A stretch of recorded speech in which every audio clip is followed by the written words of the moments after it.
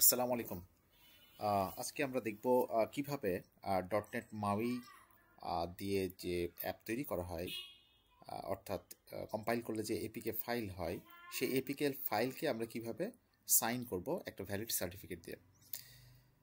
তো প্রথমেই আমাদেরকে যে কাজটা করতে হবে সেটা হচ্ছে আমরা পাবলিশের পূর্বে রিলিজ কনফিগারেশনে যাব এবং তারপরে সলিউশন এক্সপ্লোরার থেকে এনশিওর করব যে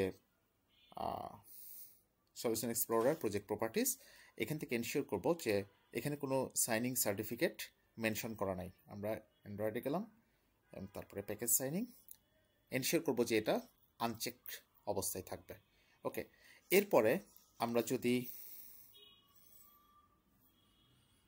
সলিউশন এক্সপ্লোরার রাইট ক্লিক করি এবং তারপরে পাবলিশে যদি যাই, তাহলে অ্যাপ পাবলিশিং প্রসেসটা শুরু হবে এবং আমরা দেখতে পাচ্ছি যে এখানে অলরেডি পাবলিশ হয়ে APK file bundle format APK আমরা এটাকে সিলেক্ট করার পরে যদি এখানে ডিস্ট্রিবিউটে ক্লিক করি,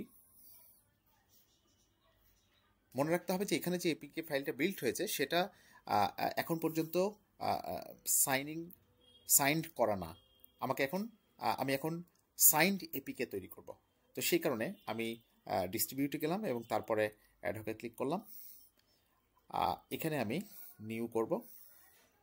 নিউ করে আমি এখানে আমার অ্যাপের জন্য যে ভ্যালিড সার্টিফিকেট তৈরি করব সেটার ডিটেলসটা পুট করব।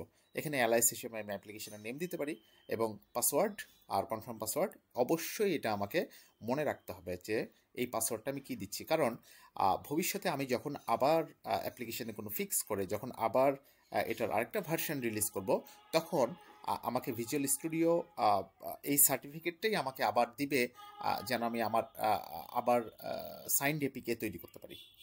বুঝে গেছে? ওকে, সো আমি অলরেডি একটা তৈরি করে রেখেছি। দেখা যাচ্ছে আমার সার্টিফিকেটের নাম দিনাজপুর ট্যুরিজম। আমি জাস্ট এটা সিলেক্ট করে যদি সেভ এজে ক্লিক করি, তাহলে আমার সাইন্ড এপিকে তৈরি হয়ে যাবে। এই সাইন্ড এপিকে আমি যে কোনো জায়গায় যে কোনো মোবাইল ডিভাইসে, অ্যান্ড্রয়েড মোবাইল ডিভাইসে ইনস্টল করতে পারবো। ওকে, সো এই পর্যন্তই। আপনারা জানাবেন যে আপনাদের এই প্রসেসটা কেমনভাবে সম্পন্ন করলেন। অনেক ধন্যবাদ।